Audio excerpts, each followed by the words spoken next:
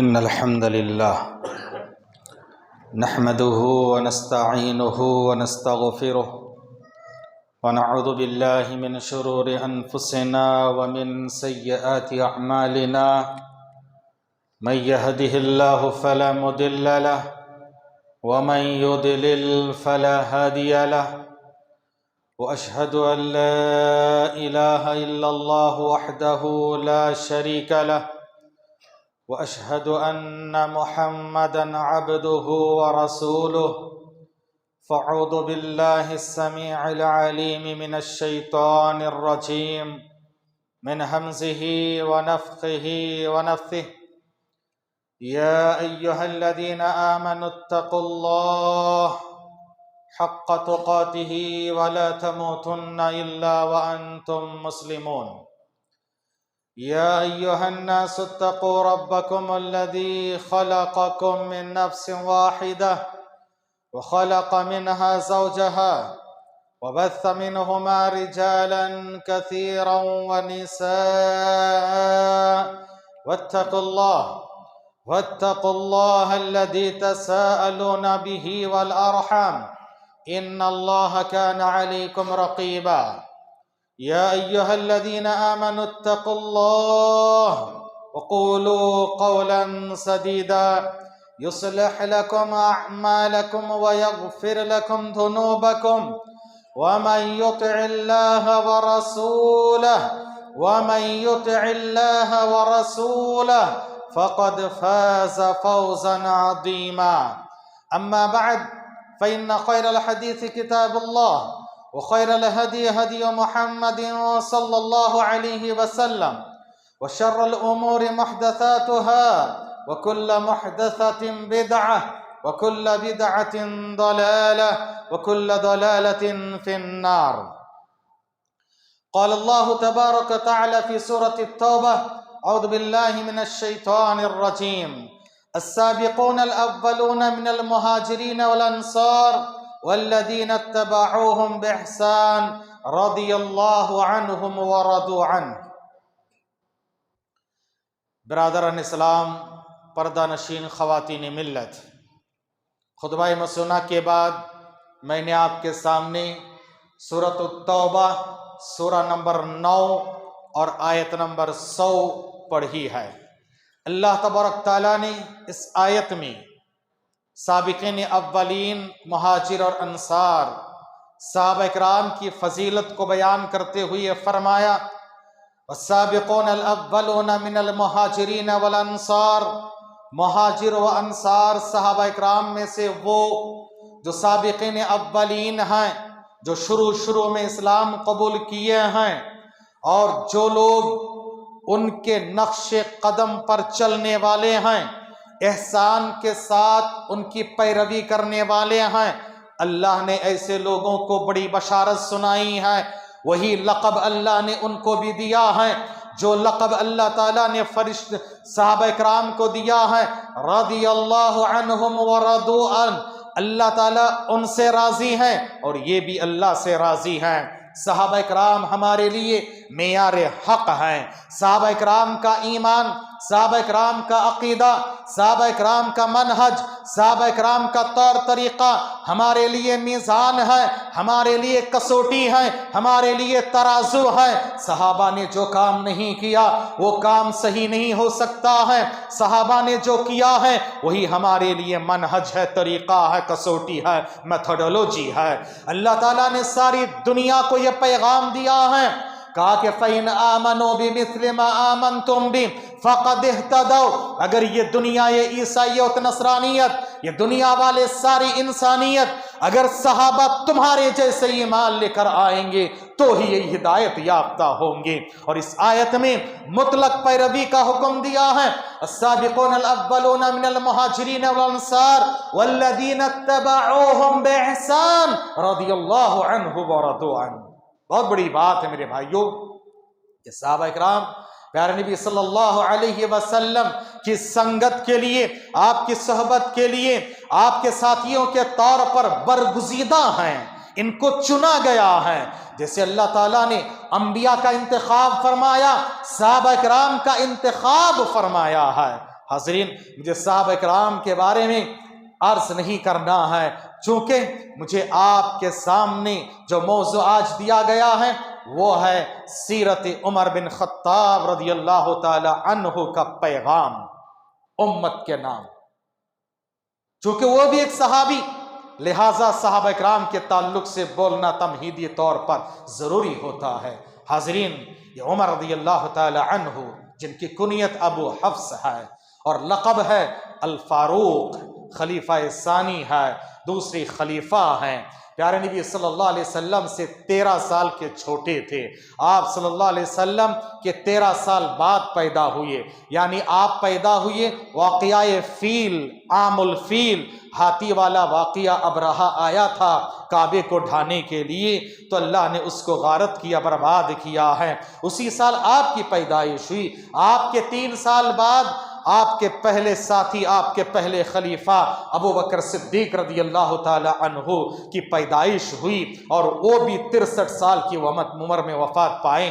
اور ان کے بعد ابو بکر کے 10 سال بعد اور نبی کے 13 سال بعد حضرت عمر کی پیدائش ہوتی ہے، اور حضرت عمر بھی 63 سال کی عمر میں وفات پاتے ہیں، آپ بھی اور آپ کے دونوں صاحبان بھی رضی اللہ عنہم وارضاہم۔ حاضرین، عمر رضی اللہ تعالی عنہ کے بارے میں اگر سچ کہیں تو واقعی معنی میں اللہ کے رسول نے، پیارے نبی صلی اللہ علیہ وسلم نے اللہ سے ان کو مانگ کے لیا ہے۔ ہاں کیا ہے؟ اللہ سے انہوں نے مانگ کے لیا ہے، اللہ مجھے عمر عطا فرما۔ اللہ اکبر، کیا اونچا مقام ہے یہ عمر کا۔ اللہ کے رسول صلی اللہ علیہ وسلم نے عمر بن خطاب کو اللہ سے مانگ کے حاصل کیا ہے۔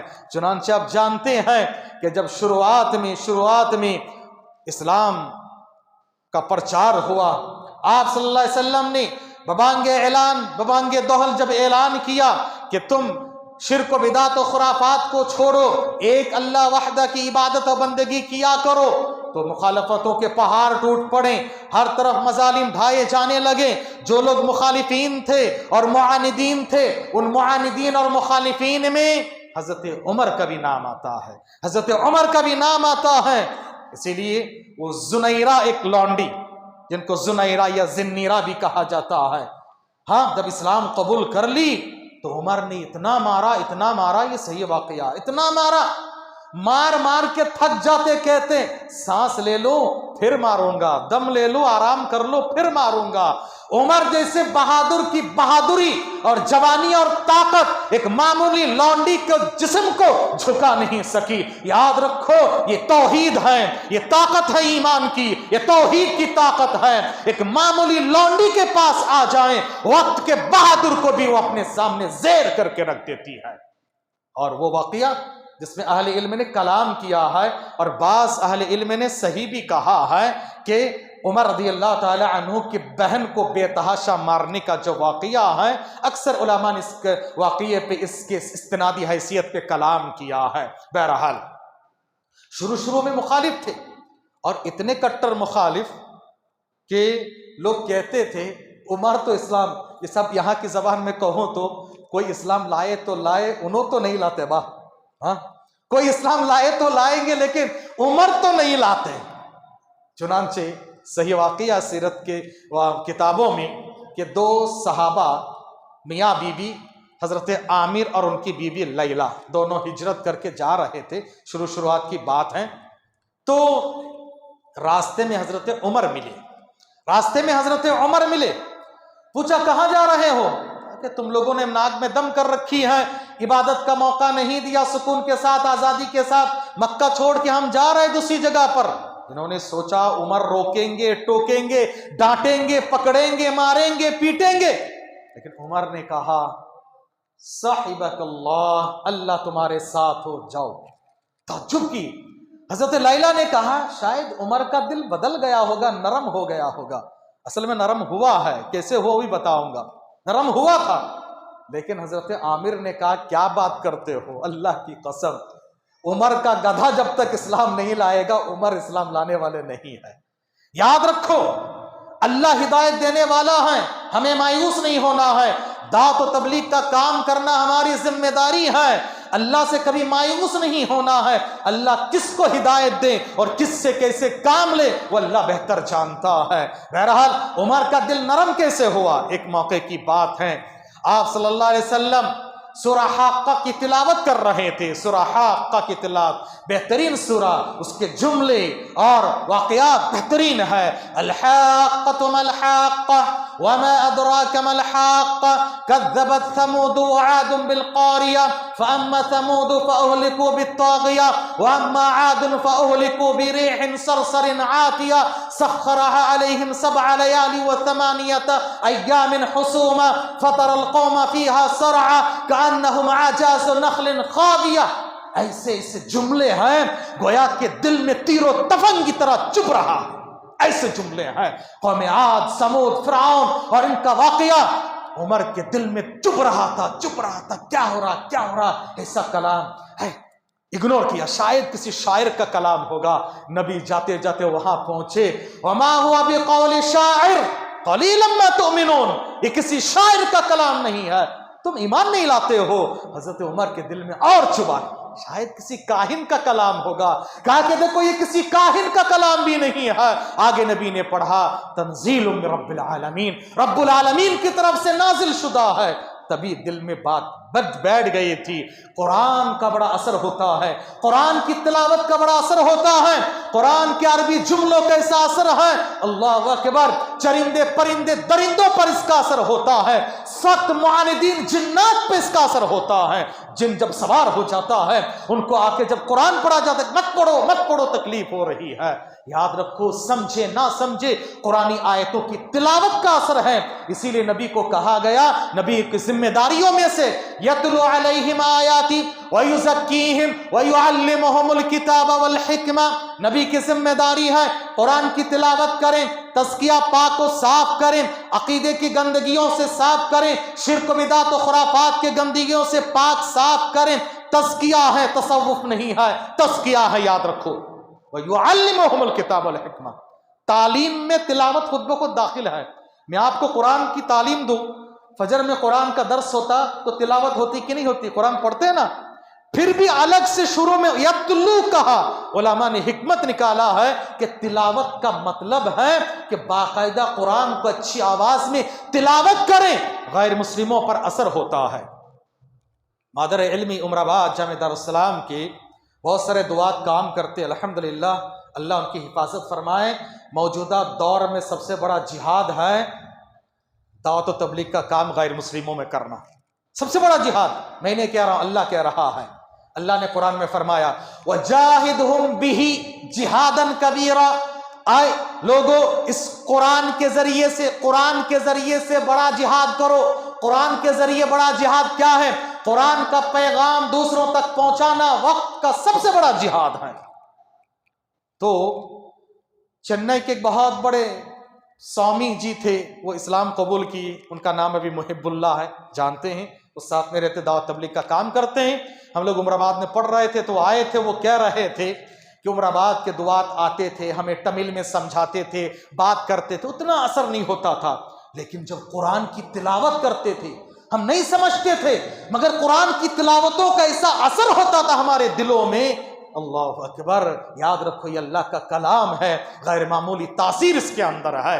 حضرت عمر سورہ حاقہ کی تلاوت سے ان کا دل بدل گیا اور بہت زیادہ متاثر ہوئے۔ آئندہ ایسا ہوا کہ وہ آہستہ آہستہ اسلام کی طرف مائل ہونے لگے، اور آپ صلی اللہ علیہ وسلم نے اللہ سے مانگ کے لیا، جیسے کہ میں نے کہا اللہ کے رسول صلی اللہ علیہ وسلم نے اللہ سے دعا کی اس وقت جب مکے میں رہنا مشکل ہو گیا، مخالفتوں کے پہاڑ ٹوٹ پڑنے لگے، مسلمان اپنے ایمان کو چھپائے ہوئے تھے، ظاہر نہیں کر پاتے تھے، کعبے میں جا کر کھلم کھلا نماز نہیں پڑھ سکتے تھے، تلاوت نہیں کر سکتے تھے، چھپتے چھپاتے ہوئے تھے، سب پریشان حال تھے۔ ایسے وقت میں اللہ کے رسول نے دعا کی، اللہم اعز الاسلام باحب هذا الرجلین الیک، اے اللہ تعالیٰ یہ دونوں آدمی میں سے جو تیرے پاس محبوب ہے، عمر اللہ کے محبوب ہیں، نبی نے کہا دو آدمی میں سے جو تیرے نزدیک محبوب ہیں، یعنی ابو جہل اور عمر بن خطاب، ابو جہل بن ہشام جس کا نام ابو الحکم بھی تھا، اور عمر بن خطاب، دونوں میں سے اللہ تیرے نزدیک جو زیادہ پسندیدہ ہے، اللہ تو اس کے ذریعے سے اسلام کی مدد فرما۔ اللہ اکبر۔ اس کے بعد دیکھو عمر اسلام قبول کر لیے، عمر کا اسلام قبول کرنا تھا، نعرہ تکبیر کی آوازیں بلند ہوئی، اللہ اکبر۔ صحابہ کرام کہتے ہیں عمر کے اسلام قبول کرنے سے پہلے ہم ذلیل تھے، مقہور تھے، کمزور تھے، عمر کے اسلام میں داخل ہونے کے بعد ہم سر اٹھا کر جینے لگے، کعبے میں جا کر کھلم کھلا نماز پڑھنے لگے، اور اس وقت لوگ چھپتے چھپاتے ہجرت کرتے تھے۔ عمر نے کہا کہ یہاں مکے میں سب سے تیز رفتاری کے ساتھ خبر پھیلانے والا کون ہے؟ کہا کہ وہ جمیل نام کا آدمی ہے، کہا کہ ان کو بلا لائیں، کہا جاؤ جا کر مکے میں اعلان کر دو عمر خطاب کا بیٹا عمر اسلام قبول کر لیا ہے، اسلام قبول کر لیا ہے۔ لوگ چھپاتے تھے اپنے ایمان کو، عمر کی شجاعت اور بہادری کی داد دیجیے رضی اللہ عنہ وارضا۔ انہوں نے کہا جاؤ جا کر اعلان کر دو، کسی مے کے لال کی ہمت نہیں، جرات نہیں عمر سے آ کے پوچھے تم نے اسلام کیوں قبول کیا ہے۔ ہجرت کی نوبت آئی، ہجرت کر کے مدینہ جا رہے تھے، سب چھپتے چھپاتے جاتے تھے۔ عمر نے کہا میں فلاں وقت میں، فلاں تاریخ میں، فلاں جگہ سے ہجرت کر کے مدینہ جا رہا ہوں، کسی کا مائی کا لال ہے آئے اور روک کر دکھائیں کہ اس کی ماں اگر اس کو گم پائے، اس کا ماتم کرنا چاہتی ہے، آؤ میرے راستے میں آ کر دکھاؤ۔ رضی اللہ عنہ وارضا. اللہ اکبر سبحان اللہ بحمدہ عدد خلقہ ورضا نفسی وزنۃ عرشہ ومداد کلماتی. یہ عمر کی جلالی شخصیت ہے میرے بھائیو. عمر کے بعد اللہ تبارک تعالیٰ نے اسلام کو بڑی تقویت اور قوت پہنچائی. اور یہ عمر، اللہ کے رسول صلی اللہ علیہ وسلم نے فرمایا عمر کے اسلام قبول کرنے کے بعد کیسے زندگی بدلی ہے. وہ عمر وہ خود کہتے ہیں کہ مجھے خطاب کا گدھا چرانا نہیں آتا تھا، گدھا چرانا نہیں آتا تھا. میرے باپ مجھے مارتے ڈانٹتے ڈپٹتے. اسلام میں کیا داخل ہوئی، اللہ اکبر، کیا اونچا مقام ہو گیا. ایسا اونچا مقام، اللہ اکبر. پیارے نبی صلی اللہ علیہ وسلم کہتے ہیں عمر کے دل میں بات پہلے اترتی ہے، پھر بعد میں اللہ کی شریعت اترتی ہے. اللہ اکبر. ان اللہ جعل الحق علی لسان عمر وقلبی. کہا کہ عمر کی زبان اور ان کے دل پہ اللہ نے حق کو جاری کر دیا ہے. حق کہنا، حق بولنا، حق پر ڈٹے رہنا، حق کا فیصلہ کرنا، حق کا ساتھ دینا، یہ عمر کا شیوا ہے. اسی لیے ان کے لقب ہے الفاروق. حق و باطل کے درمیان فرق کرنے والی شخصیت ہے عمر فاروق رضی اللہ تعالی عنہ. یہ عمر جن کے بارے میں پیارے نبی صلی اللہ علیہ وسلم نے فرمایا کتنی عظیم بشارت ہے. لو کان نبی بعد لکان عمر. اگر میرے بعد کوئی نبی ہوتے، نبوت کا تاج کسی کے سر میں رکھا جاتا تو وہ عمر ہوتے. اللہ اکبر. نبی نے فرمایا عمر کی شخصیت کا روب و جلال انسانوں تو انسان ہے، عالم جنات پر بھی ہے. نبی نے فرمایا عمر جس راستے میں تم چلتے ہو شیطان بھول کے بھی اس راستے پہ جاتا نہیں ہے. اللہ اکبر. شیطان بھی عمر کو دیکھ کر راستہ بدل دیتا ہے. یہ عمر ہے. ایک حکمت کی بات سن لے. جب شیعوں نے کہا کہ ہم باب عمر سے مسجد نبوی میں داخل نہیں ہوں گے کیونکہ عمر کا نام ہے اور ان کو نفرت ہے ان سے، ہاں، تو ایک سلفی عالم نے کہا عمر آپ کی کیا شان ہے، جب آپ زندہ تھے تب بھی آپ سے شیطان چڑھتا تھا اور بھاگتا تھا، آپ کی وفات کے بعد بھی آپ کے نام سے شیطان بھاگتا اور چڑھتا ہے. اللہ اکبر. کا استدلال دیکھو، سبحان اللہ.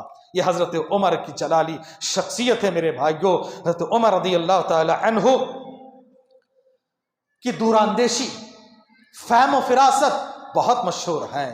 وہ اتنے زیادہ دوراندیش تھے، علم والے تھے. نبی صلی اللہ علیہ وسلم نے خواب میں دیکھا اور ایک بار آپ نے اس کو 2 بار بیان کیا، خواب میں بھی اور اسی طرح سے آپ نے کسی اور موقع پر بھی بیان فرمایا ہے کہ آپ صلی اللہ علیہ وسلم دودھ پی رہے ہیں اور آپ کے انگلیوں کے بیچ میں سے دودھ کے فوارے نکل رہے ہیں. صحابہ نے پوچھا، پھر اس کے بعد کہا کہ میں دودھ پی کر شکم سیر ہوا، اس کے بعد میں نے پیالہ عمر کو دیا، وہ بھی پی لیے اور خوب پی لیے، شکم سیر ہو گئے. صحابہ نے پوچھا کہ اللہ کے رسول یہ دودھ کی تعویل کیا ہے، کیا مطلب ہے؟ کہا کہ العلم. اللہ اکبر. نبی نے جتنا علم حاصل کیا کہا کہ دیکھو اس اللہ تعالیٰ نے میرے بعد جی بھر کے، پیٹ بھر کے، دل و دماغ بھر کے حضرت عمر کو بھی علم دیا ہے. اتنا علم تھا ان کے پاس. اللہ اکبر. یہاں تک کہ اور بھی کچھ روایتوں میں ان کی فضیلت ہے. اسی لیے اس امت کی الہامی شخصیت ہے وہ. نبی نے فرمایا ہر امت میں ایسے کچھ افراد ہوتے ہیں جو الہامی ان کے دل میں بات آ جائے، اللہ کی طرف سے شریعت نازل ہو جائے. اس امت کے محدث ہیں، الہامی شخصیت ہے حضرت عمر رضی اللہ تعالی عنہ. کیسے ہیں؟ ان کے دل میں بات آ جاتی ہے. کتنے فیصلے عمر نے دل میں کہا، نبی کو مشورہ دیا اور ان کے مطابق فیصلہ ہو گیا. حضرت عمر نے کہا کہ اللہ کے رسول عورتوں سے کہو کہ پردہ کریں، پردے کا حکم نہیں آیا تھا. عمر کا مشورہ دینا تھا، رب کی طرف سے آیتیں نازل ہو گئی ہے. بدر کے قیدیوں کے بارے میں عمر کا فیصلہ تھا ان کو قتل کر دیا جائے، نبی نے ان کو فدیہ لے کے آزاد کروایا تو عمر کے فیصلے کے مطابق آیتیں نازل ہوئی ہے. ایسے بہت سارے واقعات ہیں. ایک واقعہ سن لیں، اور علماء نے اس کی روایت کو صحیح قرار دیا ہے. شیخ البانی نے بھی اس کو صحیح قرار دیا ہے. بعض کچھ علماء نے اس کے اوتھینسٹی پہ تھوڑا سا کلام کیا ہے. عمر رضی اللہ تعالی عنہ ایک بار خطبہ ارشاد فرما رہے تھے. آپ کے دور خلافت میں آپ نے ایک لشکر کو بھیجا تھا اور لشکر کے امیر تھے ساریہ نام کے ایک صحابی. تو ان کو بھیجا. ایسا ہوا خطبہ دیتے دیتے اچانک حضرت عمر نے کہا یا ساریۃ الجبل، یا ساریۃ الجبل. وہ پریشان ہے، اے ساریہ پہاڑ کی طرف آ جاؤ، اے ساریہ پہاڑ کی طرف آ جاؤ. یعنی مسلمان جنگ ہارنے لگے تھے، پسپا ہو رہے تھے. عمر کو اللہ نے دکھایا، اللہ اکبر، عمر کی کرامت دیکھو، الہامی شخصیت ہے. عمر کو دکھایا، عمر یہاں بیٹھ کر ممبر رسول سے ان کو ہدایت جاری کیے کہ ساریہ پہاڑ کی طرف آ جاؤ، پہاڑ کے دامن پہ آ جاؤ اور وہاں سے پلٹ کے حملہ کرو. اللہ اکبر، سبحان اللہ بحمدہ، رضی اللہ عنہ وارضا. عمر رضی اللہ تعالی عنہ کہ یہ بہت ساری منقبت میں سے ایک بہت اہم بات یہ ہے، نبی نے فرمایا عمر فتنے کے لیے دروازہ ہے، سد باب ہے اور ایک بند دروازہ ہے. جب تک عمر ہے فتنے کا دروازہ بند، اس امت میں فتنہ پر نہیں مار سکتا ہے. عمر گزر جائیں امت میں فتنہ امڑ جائے گا اور فتنے کا دروازہ کھل جائے گا، لامتناہی سلسلہ شروع ہو جائے گا. اور ہوا ایسے ہی آپ کی خلافت کے بعد ایسے فتنے شروع ہوئے کہ سب سے پہلا فتنہ اہل علم نے لکھا ہے کہ سب سے پہلا فتنہ ہے حضرت عثمان کا قتل. حضرت عثمان کا قتل یاد رکھو، یہ سب سے پہلا فتنہ حضرت عمر کے بعد یہ وہ رونما ہوا. اور اس فتنے کے دروازے کے تعلق سے آپ صلی اللہ علیہ وسلم نے پہلے ہی رہنمائی فرما دی تھی کہ عمر فتنے کے لیے دروازہ ہے. اللہ اکبر، ان کی دوراندیشی اور فتنے کو کیسے کنٹرول کرتے تھے. ایک دو مثالیں لے لیں. بیعت رضوان، جس درخت کے نیچے وہ بیعت لی گئی، بعد میں جب لوگ وہاں سے گزرتے تو وہاں جا کر 2 رکعت نماز پڑھ کے آنے لگے، اس درخت کو مقدس سمجھنے لگے. حضرت عمر کی دوراندیشی دیکھو. حضرت عمر نے کہا کہ دیکھو آئندہ چل کے کیا ہو جائے گا، یہ آثار پرستی شروع ہو جائے گی. اسلام میں آثار پرستی نہیں ہے. اس لیے حضرت عمر نے کہا نہ رہے بانس نہ بجے بانسری، چلو اس درخت کو ہی کاٹ کے رکھ دیتے ہیں. درخت کو کاٹ دیا ہے. اسی طرح سے خالد بن ولید زبردست سپہ سالار، زندگی میں کوئی جنگ انہوں نے نہیں ہاری، چاہے وہ جب غیر مسلم تھے تب بھی اور اسلام میں آنے کے بعد تب بھی کوئی جنگ نہیں ہارے. اب لوگوں کا بھروسہ ہونے لگا کہ خالد ہے تو ہم جیت جائیں گی. ہاں، یہ توکل یعنی اللہ پر ہونا چاہیے. اللہ کے بعد صحابہ نہیں سمجھتے تھے کہ خالد ہی جتائیں گے، لیکن پھر بھی عقیدہ اور ایمان کی مضبوطی دیکھو. کہا کہ نہیں، اب خالد کو معزول کرنا چاہیے، خالد کو معزول کرنا چاہیے. جنگ چل رہی، گھمسان کی جنگ چل رہی ہے. دوران جنگ حضرت عمر کا لیٹر جاتا ہے، خط اور پیغام جاتا ہے، خالد بن ولید کو معزول کیا جا رہا ہے، ان کی جگہ پر ابو عبیدہ بن جراح کو سپہ سالار بنایا جا رہا ہے. اللہ اکبر، اس زمانے کے کیسے لوگ تھے. ابو عبیدہ بن جراح کے پاس لیٹر گیا تو کہا کہ گھمسان کی لڑائی چل رہی ہے، مناسب نہیں ہے اب ڈسٹرب کرنا، بعد میں لے لیتا ہوں، ابھی نہیں چاہیے. ہاں، حرص و ہوس نہیں عہدے کی. کہا کہ بعد میں لے لوں گا. امیر المومنین کا حکم ہے. جنگ ختم ہوئی، جیتنے کے بعد جا کر خالد بن ولید کو دیے. کہا کہ تو پہلے آیا خط، تم نے اب کیوں دیا، پہلے کیوں نہیں دیا؟ کہا کہ نہیں، اس وقت جنگ چل رہی تھی، گھمسان کی لڑائی، بیچ جنگ میں آپ کو ڈسٹرب کرنا نہیں چاہ رہا تھا. کہا کہ ڈسٹرب کی کیا بات ہے، امیر المومنین کا حکم ہے، ہم اپنے انا کے لیے عہدہ نہیں لیتے، قبول نہیں کرتے ہیں، بلکہ امیر المومنین کا حکم ہے، میں معمولی سپاہی بن کے لڑا کرتا تھا، اللہ کے لیے ہم کرتے ہیں، کسی کو دکھاوے کے لیے نہیں کرتے. اللہ اکبر. ایک دوسرے کے لیے اپنائیت دیکھو، ایک دوسرے کی قربانی دیکھو میرے بھائیوں. تو حضرت خالد بن ولید کو معزول کر دیا تاکہ لوگوں کا یہ بھروسہ نہ ہونے لگے کہ خالد بن ولید ہے تو ہم جیت جائیں گے. اللہ اکبر. ابو عبیدہ بن جراح کو ہمیشہ ساتھ رکھا کرتے تھے اور انہوں نے بھی بڑے کارنامے انجام دیے. اسی طرح سے پیارے نبی صلی اللہ علیہ وسلم نے ان کے تعلق سے بڑی بشارتیں سنائی ہے، خوشخبریاں دی ہے. وقت کا ناکافی کہ ساری چیزیں میں آپ کے سامنے بیان کروں. آئیے ان کی خلافت، ان کی زندگی کے کچھ واقعات ہم نے معلوم کیے. اب ان کی خلافت اور اس کے بعد کے چند واقعات ہم معلوم کرتے ہیں. پیارے نبی صلی اللہ علیہ وسلم کی وفات کے بعد ابو بکر رضی اللہ تعالیٰ عنہ خلیفہ بنے، 2.5 سال تک آپ کی خلافت رہی۔ اس کے بعد عمر بن خطاب رضی اللہ تعالیٰ عنہ دوسرے خلیفہ بنتے ہیں، آپ 10 سال خلافت چلائے۔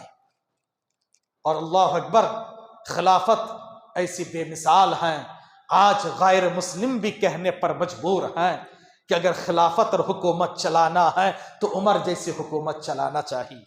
حضرت عمر اللہ اکبر کیسی خلافت چلائیں، انصاف، عدل، شجاعت، بہادری، فتوحات، دوراندیشی، احساس ذمہ داری اور اللہ کا ڈر و خوف، اللہ اکبر، ساری چیزیں کوٹ کوٹ کے بھری ہوئی ہے۔ 2-4 مثالیں پیش کر کے بات ختم کر دیتے ہیں۔ اللہ اکبر، تو عمر خلیفہ بنے، خلیفہ بننے کے بعد فتوحات کا سلسلہ شروع ہوا۔ آپ ہی کے دور میں اتنے فتوحات ہوئے، اہل علم لکھتے ہیں کہ سکندر اعظم کے پاس بھی اتنی بڑی حکومت نہیں تھی جتنی بڑی حکومت حضرت عمر کے پاس تھی، اور آج بھی کسی سپر پاور کے پاس اتنی بڑی حکومت نہیں جتنی بڑی حکومت حضرت عمر کی تھی۔ حضرت عمر نے وقت کے 2 بڑے بڑے سپر پاور کو ختم کیا، روم و ایران کو ختم کیا ہے۔ مجوسی جو ایران پہ تھے اور روم میں عیسائی لوگ تھے، سب کو ختم کیا ہے۔ اور اسی طرح سے آپ نے مصر کو، شام کو، بحرین کو، عراق کو، ایران کو، رومن کو، ساری جگہوں کو فتح کی۔ اللہ اکبر، سارے 4 جانب فتوحات کا سلسلہ دورہ ہوا، اتنے فتوحات، اور اللہ اکبر، سادگی کا یہ حال ہے۔ بیت المقدس آج جو یہودی ظالم غاصبین حاقدین محتلین کے نرغے میں ہے، اللہ اس کو آزاد کریں، اللہ ظالموں کو نمٹ لے، مظلوموں کی داد رسائی فرمائے، آمین یا رب العالمین۔ بیت المقدس کو عمر رضی اللہ تعالیٰ عنہ نے فتح کیا۔ ابو عبیدہ بن جراح سپہ سالار، عیسائیوں نے کہا تمہارے خلیفہ کو بلاؤ، ان کے ہاتھ میں ہم چابی دینا چاہتے ہیں۔ تو عمر رضی اللہ تعالیٰ عنہ جا رہے تھے، مسلسل سفر کی وجہ سے غبار آلود، کپڑے میل کچیل اور کپڑے میں پیوند لگے ہوئے ہیں۔ ابو عبیدہ بن جراح نے کہا اے خلیفہ، یہ عیسائیوں کی، رومیوں کے کیا شان بان آن ہوتی ہے، کیا ٹھاٹ باٹ، کیا دربان ہوتے ہیں، آپ کپڑے چینج کر لے، اپنے دھاک سے جائیں۔ تو عمر نے کہا غلط مشورہ نہیں ہے، اچھا ہے، لیکن حضرت عمر کی دوراندیشی، حضرت عمر کو مرعوبیت کی بو آئی۔ کہا کیا ابو عبیدہ تم ایسی بات کر رہے ہو؟ جبکہ حضرت ابو عبیدہ بھی بہت سمپل آدمی، کیسے، ایک واقعہ بتا دیتا ہوں۔ ایک مرتبہ حضرت عمر ابو عبیدہ کے گھر آئے، یہ خلیفہ ہیں اور یہ سپہ سالار ہیں۔ حضرت ابو عبیدہ بن جراح کے گھر آئے، لاکھوں سپاہیوں کے سپہ سالار ہیں، وقت کے 2 سپر پاور کے سپہ سالار ہیں۔ یہ گھر میں آئے تو دیکھیں ایک چٹائی ہے، ایک چادر ہے، ایک پلیٹ ہے اور کچھ نہیں، ایک تلوار ہے۔ کہا کہ ابو عبیدہ اتنا ہی تمہارا سامان گھر کا؟ کہا کہ ہاں، سفر میں جتنا سامان کم ہوگا، سفر میں آسانی اتنی زیادہ ہوگی، ہم تو مسافر ہیں، اللہ کا بلاوا آئے گا چلے جائیں گے، دنیا کے اے مسافر منزل تیری قبر ہے، طے کر رہا ہے جو تو 2 دن کا یہ سفر ہے، ہم تو مسافر ہیں، کن فی الدنیا کأنک غریب و عابر السبیل، دنیا میں ایسے رہو گویا کہ تم اجنبی ہو یا مسافر ہو، راہ گزر ہو، ایک دن پکارا آئے گا، سب چھوڑ چھاڑ کے جانا ہے، اللہ پکارے گا آ جاؤ، سب چھوڑ چھاڑ کے چلے جانا ہے۔ کہا کہ سفر میں سامان جتنا کم ہوگا آسانی ہوگی، تیز جا سکتا ہوں، کیا ضرورت ہے، اتنا کافی ہے، ضرورت پوری ہو رہی ہے۔ اللہ اکبر، حضرت عمر سے رہا نہ گئے اور خلافت سے کافی سارے اشرفیاں اور بہت دینار و درہم دے کر بھیجے، جاؤ ابو عبیدہ کو پہنچا کے آؤ۔ غلام لے کر گئے، ابو عبیدہ نے کہا کس نے بھیجا؟ امیر المومنین نے بھیجا۔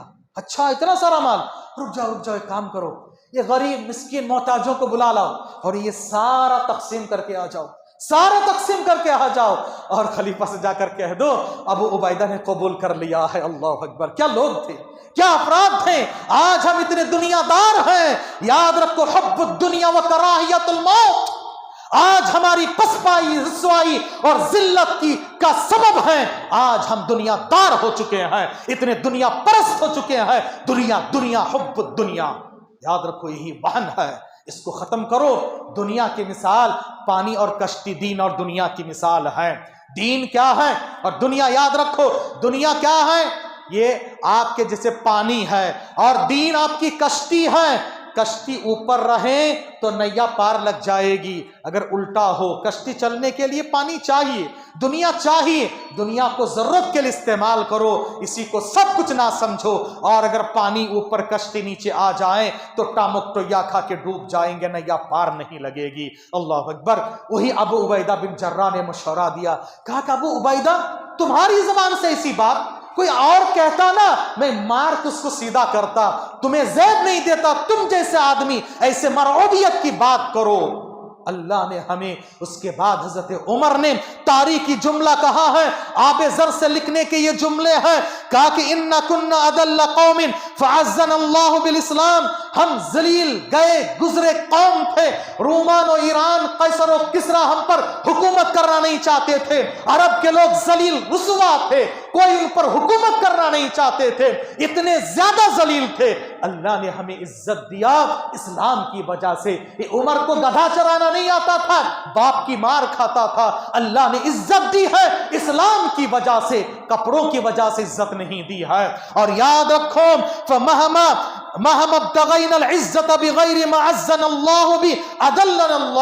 और जब हम इस्लाम के अलावा किसी और के जरिए से इज्जत को ढूंढने जाएंगे, अल्लाह और जलील रुसवा कर देगा। हाज़िर निगरामी, जब रोमान और ईरान के फतुहात की बात आई, वक्त के दूसरे सुपर पावर, उमर की सादगी में बता रहा हूं, दूसरे सुपर पावर ईरान के उस वक्त का सिपह सालार था, बहुत बड़ी सुपर पावर, और सिपह सालार था हुर्मुज़ान, उसका नाम है हुर्मुज़ान। उसको कैद करके लाया जा रहा था। उसने सोचा, वो उमर जिसको देखकर सुपर पावरों की नींद हराम हो जाती है, जिसका नाम सुनते ही बड़े बड़े सुपर पावर कांप जाते हैं, थर्रा जाते हैं, शैतान भी रास्ता बदल देता है, बड़े बड़े सिपह सालारों के होश खता हो जाती है। वो उमर क्या शख्सियत होगी, क्या उनका दरबार होगा, क्या दरबान होगा, क्या बड़े बड़े महलात होंगे, क्या बंगला होगा, क्या मसनद होगा, क्या कुर्सी होगी, क्या शान बान आन ठाट बाट होगी। ये सोचते हुए हुर्मुज़ा आ रहा था, कैद करके लाया जा रहा था। मदीने से करीब होते होते कहा, उमर का दरबार कहाँ है, कहाँ है उमर, तड़प रहा है देखने के लिए। वो उमर जिनका नाम सुन के हम कांप जाते थे, कहाँ है उमर, कहाँ है उमर। कहा कि आओ दिखाते हैं। सीधा मस्जिद नबवी, वो भी छप्पर की है, नीचे कोई फर्श नहीं है, रेत है। कहा कि वो उमर कोने में सो रहे हैं, चटाई डाल के सो रहे हैं। हुर्मुज़ा परेशान हो गया, कहा कि ये उमर है, कहा कि यही उमर है, यही शेर है। अल्लाह अकबर, परेशान हो गया और कहा, जिस आदमी का ये रोब दबदबा है और इतनी सादगी है, मैं गवाही देता हूं वो हक पर है और मैं इस्लाम कबूल करता हूं। अल्लाह अकबर, सादगी में खैर है, याद रखो। फौरन इस्लाम कबूल कर लिया हुर्मुज़ा। याद रखो मेरे भाइयों, जब फुतुहात का सिलसिला शुरू हुआ, हजरत उमर, सारे मदीने में खुशियां मनाई जा रही है। सोना चांदी हीरे जवाहिरात दीनाम और दिरहम फुतुहात, वक्त के सुपर पावर आए हैं, उनके जो जवारात हाथ लगे हैं और सुराका को उसके कंगन पहनाए जा रहे हैं। हाँ, नबी ने बशारत दी थी, सुराका हिजरत के सफर में जब सुराका ने छोड़ दिया था, उस वक्त क्या होगा, जब तुम्हारे हाथ में सुपर पावर का कंगन पहनाया जाएगा। हजरत उमर सुराका को बुलाए और नबी की बशारत को पूरा किए। सुराका रोने लगे, कहा कि अल्लाहु अकबर, हम कितने जलील और रुसवा थे, अभी 10 साल का अरसा गुजरा है, अल्लाह ने वो ख्वाब को शर्मिंदा ताबीर करके दिखाया है। रसूल की जो बशारत थी, आज मेरे हाथ में वो कंगन पहनाए जा रहे हैं। अल्लाहु अकबर, वो रोने लगे। हज़रत उमर ने इंसाफ का तकाजा दिया, इंसाफ का तकाजा किया, उनको बुला के पहनाया। सारे मदीने में खुशी की लहरें थी। एक अमीरुल मोमिनीन रो रहे थे। उमर की दूरअंदेशी ये थी, कहा कि उमर, ये तो खुशी का मौका, रोने की क्या बात है। कहा कि याद रखो, दौलत जब आती है, माल जब आता है, अकेला नहीं आता, बहुत सारे फितनों को साथ में लेकर आता है। नबी ने फरमाया लिकुल्लि उम्मतिन फितना व फितनतु उम्मती माल, हर उम्मत का फितना है और मेरी उम्मत का फितना माल है, माल है। ये माल से कितने फितने हैं, भाई भाई से जुदा, बहन बहन से नाराज, कितने रिश्ते टूटते हैं। जब कुछ नहीं था, माल और दौलत नहीं थी, गरीब थे, क्या अपनाइयत थी, एक दूसरे के साथ अपनाइयत आते जाते थे। माल क्या आया, दौलत क्या आई, नफरतें और क्या बेदीनी आ गई। जब माल नहीं था, दीनदारी थी, माल आया तो बेदीनी की राह इख्तियार करने लगे। माल अपने साथ बड़े फितने लेकर आते हैं।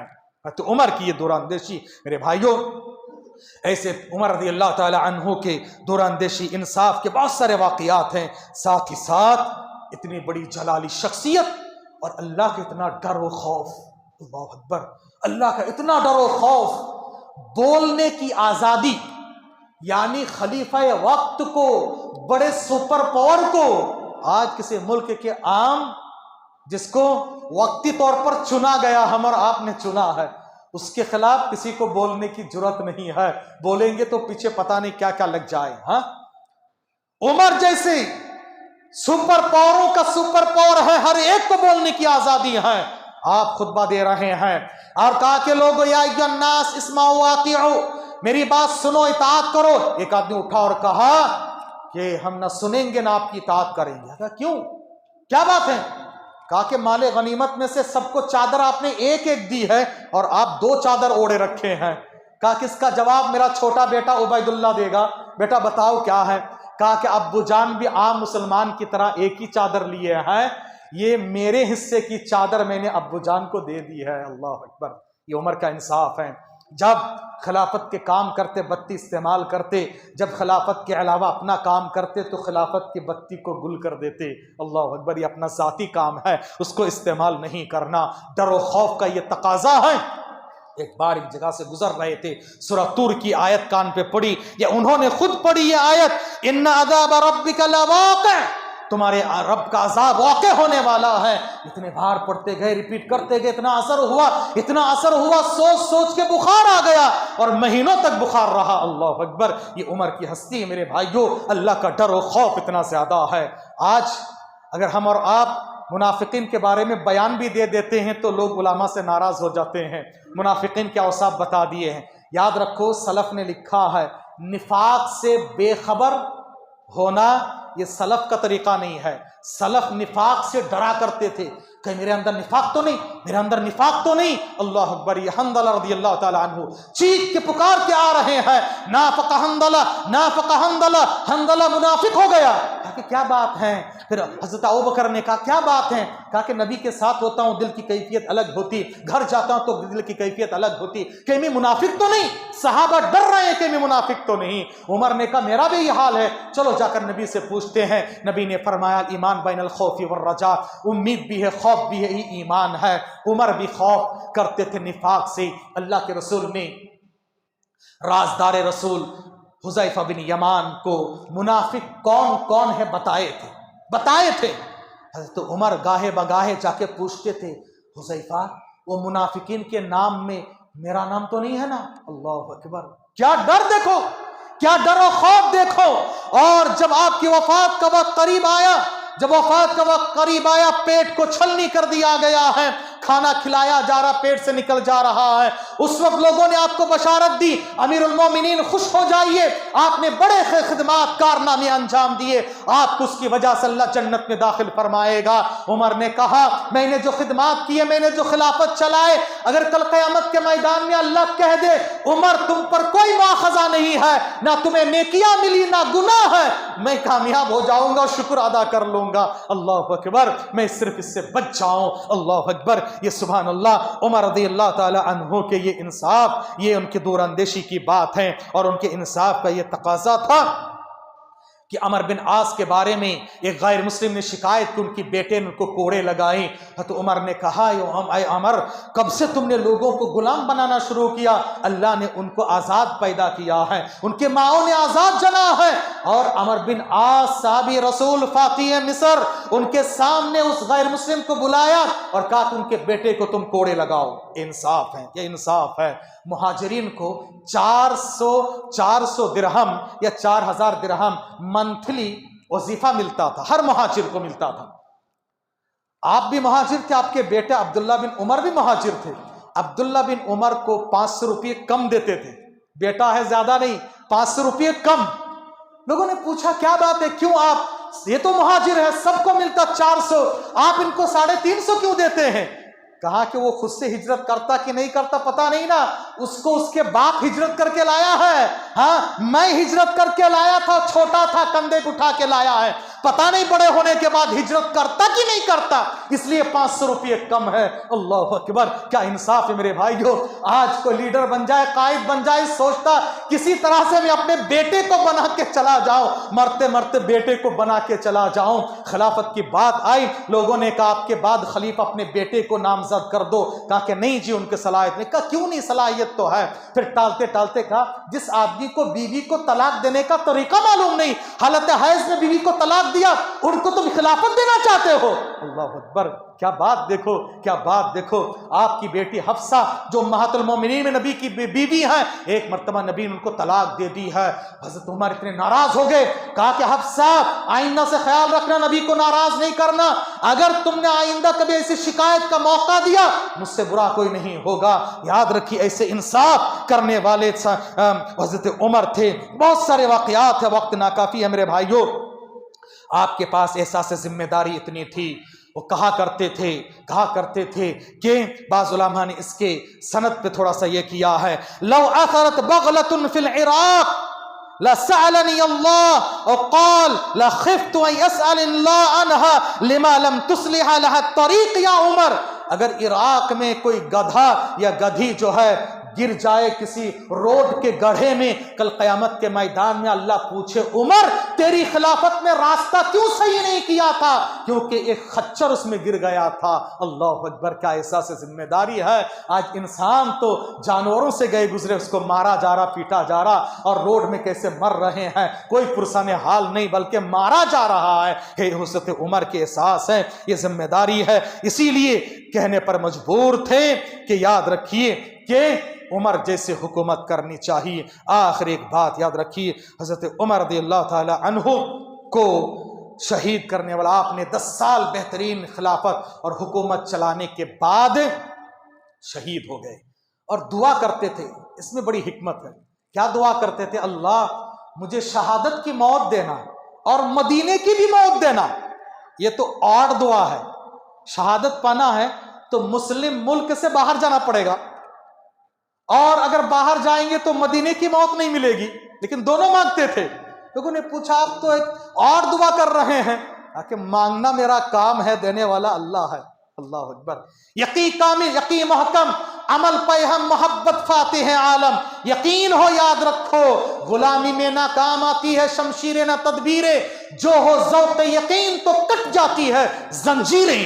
یقین ہونا چاہیے، ایمان کا سفر شروع ہوتا ہے یقین سے۔ میرا کام مانگنا، دیکھو مدینے کی موت بھی، کیونکہ مدینے کی موت کی بڑی فضیلت ہے، اور ایک غیر مسلم کے ہاتھ سے ان کی شہادت ہوئی ہے۔ مسجد نبوی میں چھرا گھونپ دیا، پورا پیٹ چھلنی کھلایا جا رہا، پیٹ سے باہر، سب سمجھ گئے اب آخری وقت ہے، عیادت کرنے آئے، سب لوگ تسلی دے رہے تھے۔ انہوں نے ایسے وقت میں بھی ایک آدمی کے ازار دیکھا، ٹخنے سے نیچے کہا کہ اوپر کرو۔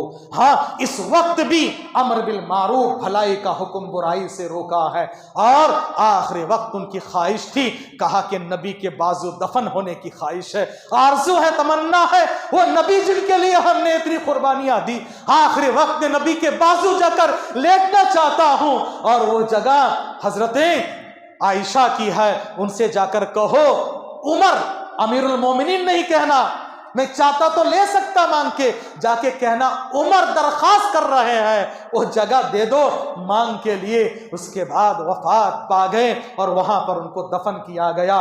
بہترین حکومت کر کے مثالی زندگی چھوڑ کے گئے۔ ہمارے اور آپ کے لیے عمر کی زندگی میں بہت سارے نمونے ہیں، پڑھنا چاہیے، اور تعلق رکھتے ہیں پڑھنے سے ان کی سیرت۔ دعا رب العالمین سے اللہ تبارک تعالی ہمیں اور آپ کو سیرت عمر سے عبرت حاصل کرنے کی توفیق عطا فرمائے۔ سارے مسلمانوں کی جان مال عزت و آبرو دین و ایمان اہل و عیال کی حفاظت فرما۔ اللہ جو مسلمان پریشان حال ہیں غزہ اور فلسطین کے مسلمانوں کی حفاظت فرما۔ اللہ ان کی داد رسائی فرما، ان کی بازیابی فرما۔ اللہ تو ظالموں سے کافی ہو جانا، مظلوموں کی مدد فرمانا۔ اصل مسلمان جو جہاں پریشان حال ہیں ان کی پریشانیوں سے نجات دینا، بیماروں کو شفاء کلی دینا، مریضوں کو علاج کامیاب بنا دینا، جو لوگ بے روزگار روزگاری نصیب فرما دینا، برسر روزگار لوگوں کی روزگاری میں برکت عطا فرما دینا، جو رشتے کے لیے پریشان حال ہے ان کو خیر کا جوڑا نصیب فرمانا، جو رشتے ٹوٹ رہے ان کو بحال فرما دینا۔ اللہ تعالیٰ جو مقروض ان کی قرض کی ادائیگی کے راستہ نکال دینا، بے اولاد کو اولاد کا سہارا دے دینا، صاحب اولاد کا اولاد کو نیک اور صالح بنا دینا۔